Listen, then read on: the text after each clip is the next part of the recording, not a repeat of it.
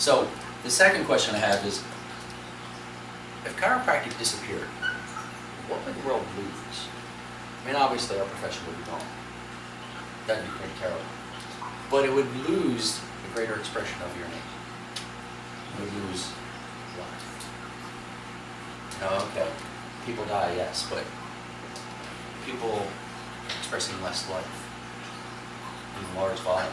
I mean, it's going on all the time. We're not adjusting the world. I know that's your big vision, is 8 billion people are getting adjusted on a regular basis.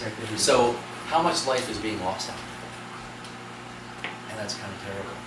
But if our profession cannot move forward, if what we do, non-therapeutic chiropractic, can't move forward and become bigger, become a movement, then we're losing out on more and more life, because a lot of chiropractors, as we've talked and others probably experience, people go to chiropractors and never actually experience a chiropractic adjustment.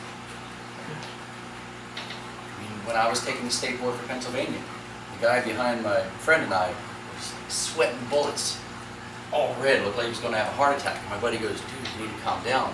All they're doing is checking to see if you know how to adjust. And he goes, I know, that was an elective at my school. That's scary. And that was 30 years ago. So, and we only know that it's gotten worse in some of the schools. Wow, elective to learn how to adjust somebody. There are some schools that give you credit for watching. For watching, yeah, for watching. Yes. So in other words, your practice members can become chiropractors by watching you adjust their children. It's like, it's awful. I believe it. So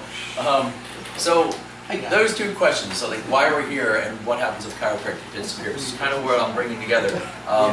Because in my opinion, chiropractic is at a crossroads. I mean, it's sort of been moving in that direction for a while, but is chiropractic as a profession going to be assimilated into medicine? And we've seen that happen in a variety of different ways, but primarily from the way chiropractors practice.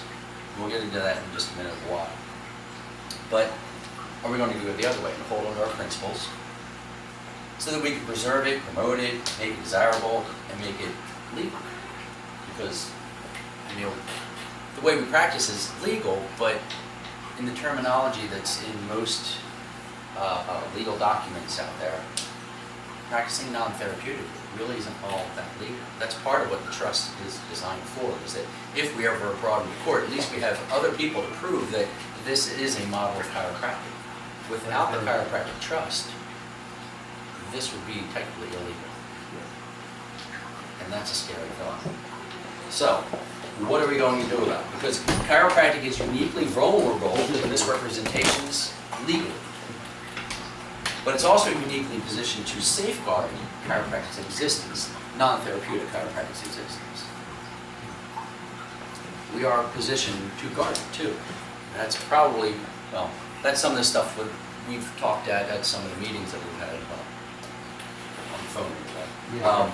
So, if we can just, in essence, identify ourselves as guardians of the life potential, then we would be irreplaceable if we could make chiropractic that. So the non-therapeutic model really needs to be what chiropractic, as an entire profession, needs to become, because if not, we are a duplicate service. I'm going to talk about that too, because if you think about it, just for a moment, how many other professions out there are allowed to do what we do? The doctor of physical therapy can do what we do. So now we're a duplicate service. And if we are, who wins? They're backed by the medical profession. AMN, all of that stuff. Who wins? Legally. So, Brady said if we slip into therapy, we cease to be chiropractic.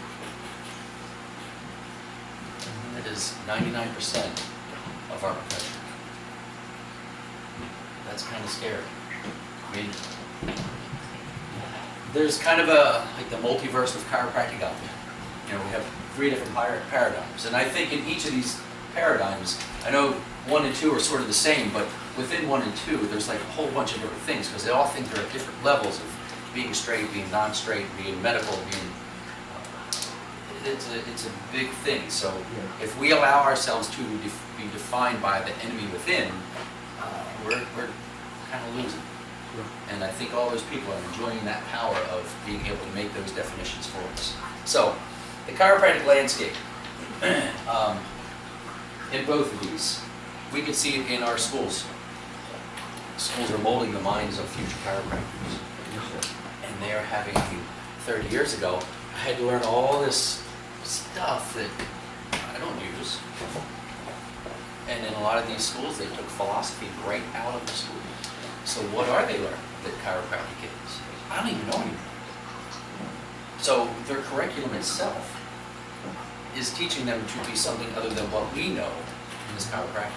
I mean, the number of schools has decreased. There are 15 different schools with 22 campuses. And like, okay, I think, what was that, the peak? There were 20 some odd schools out there. Are you talking worldwide? That's in the US.